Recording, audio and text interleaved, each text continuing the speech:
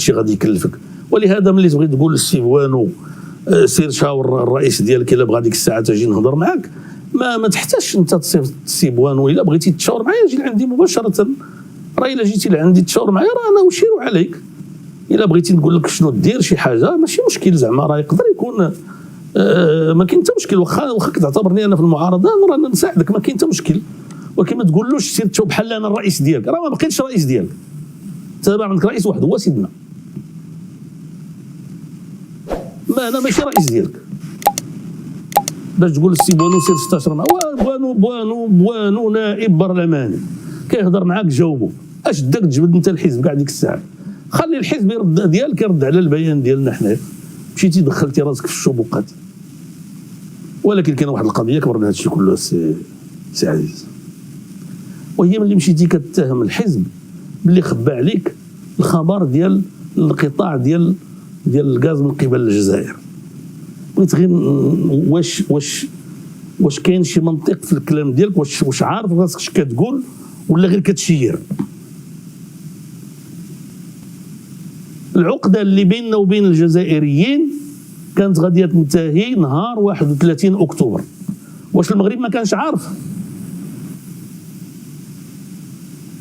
وفاتح نوانبير علموا هما باللي لا غدا غادي يقطعوا الغاز ديالهم، هما علموا.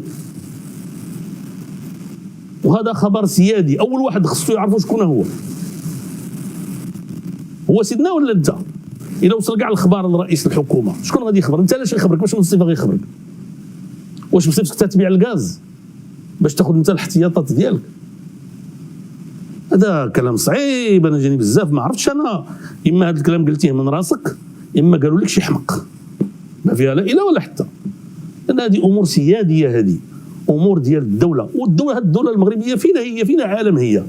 وبعد واحد القضيه كيفاش حتى تفاجئتي بهذا الغاز تقطع وبقات القضيه خدامه والضوء خدام وداك الشيء. وانا دابا اليوم سمعت لواحد التصريح ديال السيده بن خضراء اللي هي من الحزب ديالك واللي هي المديره ديال ديك الشركه ديال نالونيم ديال المحروقات وداك الشيء، كتقول باللي حنايا كنا هذا الشيء هذا متوقعينه ومستعدين ليه. والموقف ديال المغرب الرسمي كان هو ان هذا التغيير ديال هذا القرار من قبل الاخوان ديالنا الجزائريين ما غيكون عنده الا تاثير ضعيف. دابا بينتي بحال كاين مشكل كبير، حتى مشكل موقع في المغرب الحمد لله. عطيتي هذه الفرصه هذه للخصوم ديالنا، علاش؟ غير باش تصفي حساباتك مع العداله. ياك العداله والتنميه كان هو الاول، وانتم رديتي هو الثامن كاع. باقي يزعجكم لهذه الدرجه؟ باقيين كتقفقفوا؟ ياك عندنا غير 13 نائب ما فيهم قدام اللي جاوا اللي عندهم تجربه نيابيه الا 3، الاخرين جداد اخو 9 ديال الاخوات، حتى وحده فيهم ما كانت في البرلمان. مع ذلك كتقفقفوا غير بوحدكم وغادي كترد على حزب العداله والتنميه وكتقول هذا الكلام. انا جاني هذا الشيء صعيب بكل صراحه. انا شوف انا ما كنتش متفق، وحتى دابا تنقول هذا الكلام ما متفقش مع الناس اللي تيقولوا ارحل. ولكن لا استمرتي في هذه الطريقه وغير كتشير وكتقول اللي قال لك راسك ولا اللي قال لك شي واحد عندك في هذاك المكتب ديالك هذاك الديوان ديالك اللي ما عارف راسو اش تيقول، راه الامور ماشي سهله وراها ماشي مقبوله.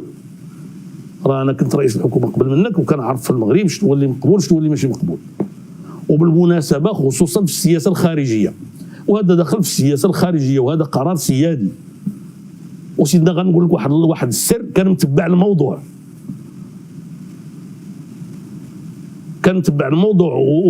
ومن بعد ما تعرف باللي من بعد ما تعرف باللي الجزائريين يعني يقطعوا الغاز. مع الاسف الشديد هادو اخواننا الجزائريين يعني لا ندري ما الذي اصابهم، فهمتيني ولا لا؟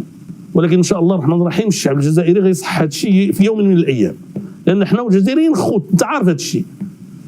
حنا والجزائريين خوت، ولا بد واحد النهار نرجعوا للعلاقات ديال الاخوه الحقيقيه اللي كيفرضها علينا الاسلام، لانهم مؤمنين وحنا مؤمنين. والله تعالى كيقول انما المؤمنون اخوه، وهذا الشيء ما كيديروش الخوت ما كيفسدوش العلاقات مع بعضياتهم. الخوت ما كيقطعوش الغاز على بعضياتهم، والخوت ما كيشكيوش ببعضياتهم الاجانب بحال اللي دار الرئيس تبون. مع الاسف الشديد الا عنده شي حاجه ما يقول يجي يقولها لنا حنا ولا كان من الضروري يجمع العرب والمسلمين ويقول لهم قدامنا ونقولوا له قدامهم، ماشي يمشي يشكي بينا. وإن إلا كانوا قال لك إلا كانوا هما ما عندهم عقل ما يمكنش أنت تتبعهم وتعطيهم الفرصة فقط باش تنتقم من حزب العدالة والتنمية. راك ما غتنتقمش منه، أنا نقولها لك. الطريقة هذه ما توصل حتى لشي نتيجة. ولهذا هذه القضية هذه راه جاتني أنا كبيرة بزاف، وما عرفت شنو خصك دير، واش تعتذر عليها ولا ما عرفتك شنو خصك دير. وسيدنا قلت لك كان متبع الموضوع وعرف حتى عرف باللي كل شيء الحمد لله بخير وعلى خير، والغاز يعني متوفر، بغض النظر على انه في 2014 في الحكومه ديالي انا سي عماره فهمتيني ولا لا، دار الاجراءات اللازمه باش يكون عندنا يعني مخزون ديال الغاز كافي. وفي هذا الاطار يعني مشاو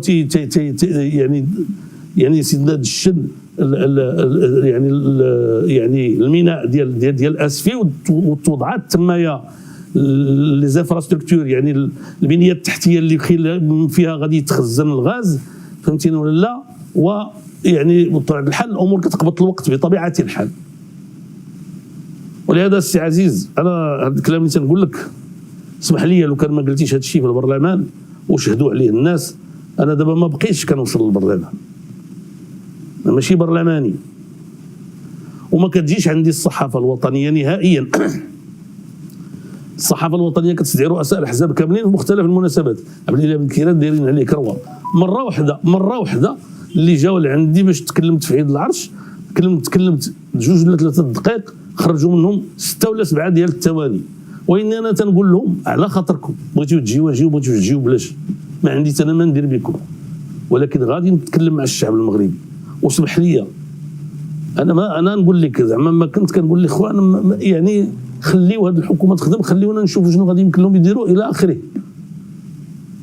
دابا لا، دابا اسمح لي وراه ما يضير لك بطبيعه الحال. قرا داك الشيء اللي تيكتبوا، راه داك الشيء اللي تيكتبوا مؤلم جدا فهمتي.